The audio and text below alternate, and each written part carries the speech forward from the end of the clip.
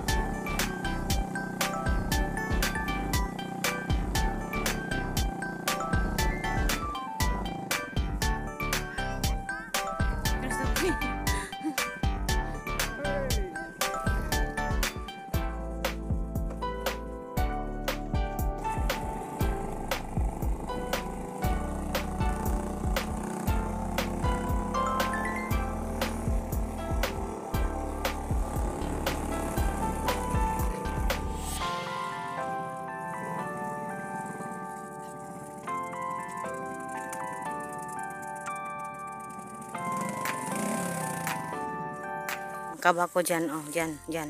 Grabe ang kaba ko talaga, sobra. Ganda, no? Ganda ng tanawin, guys.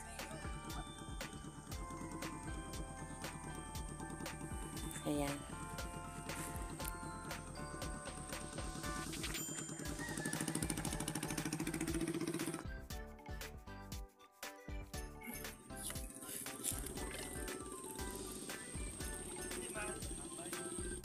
So, hi guys. Ayan, andito kami. Naglaag. Medyo layo-layo ba ito eh. Yan ang daan. Yan oh. Matarik po yan. Nakakatakot. Kaya na kinabahan talaga ako dyan. Pero okay lang naman. So, ang ganda ng lugar kaso pagpunta namin dito hindi planado. Walang selfie stick. Walang yung ibang ano ko sa camera. Wala. Kaya wala. So, ayan. Dito kami. Uwi na kami. Bye-bye.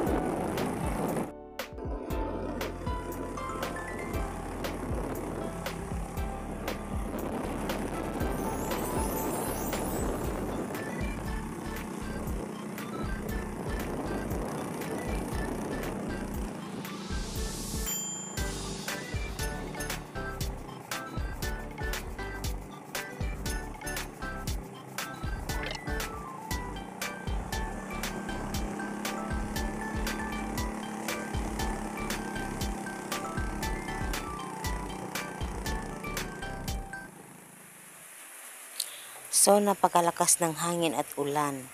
At grabe talagang lakas ng hangin at ulan. Hindi lang masyadong klaro sa video ko, pero sa totoo talaga, yung sa personal talaga, sobrang lakas ng ulan. Basang-basa nga buong bahay namin. Yung tipong naghambalusan lahat ng mga sanga ng kahoy sa atip namin at sa atip ng bahay ng biyanan ko. Grabe talaga ang lakas ng hangin. Biglaan lang talaga. Kasi kahapon January 1, sobrang init ng panahon, napakainit. So bigla kaninang madaling araw umulan ng konti, tapos nag-stop naman, pero bumalik. Grabe yung lakas ng ulan mo guys. So naliligo sila durong sa ulan, pero binabantayan ko yan kasi takot po ako kasi naglaglagan nga ang mga kahoy na mga tuyong kahoy sa nara.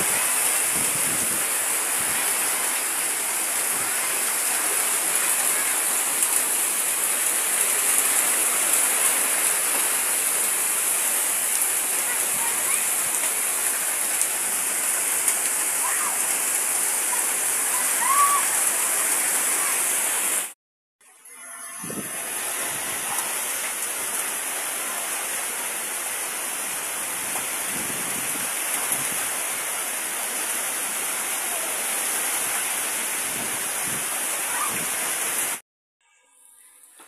ayan, pumasok po ang ulan sa ni Lolo Rex sa kanyang bahay. Kaya ayan, nakatayo siya habang kumakain.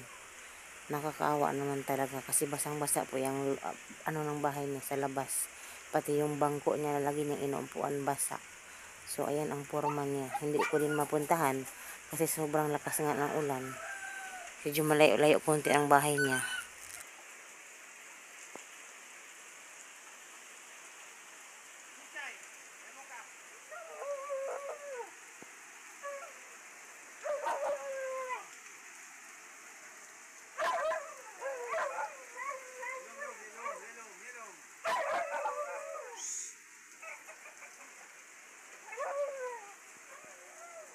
Chuchay!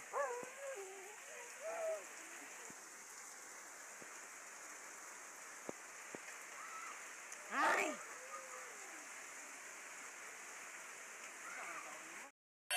So ayan guys, basang-basa ang loob ng bahay. Ito dyan basa.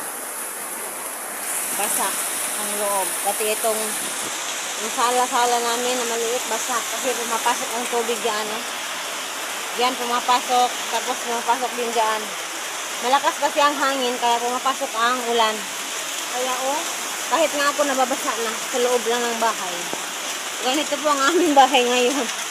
Hindi talaga namin makumpuni na kumpuni. So, ayan. Sa kwarto din, tulo. Yan. Hindi lang klaro guys. So, ayan, tingnan nyo. Malakas pa rin ang hangin.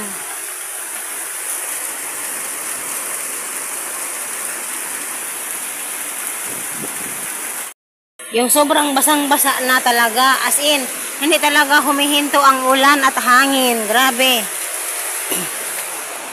So, basang-basa na kami dito sa loob.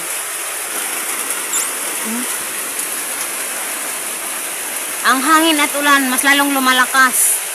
Dudong! Apura!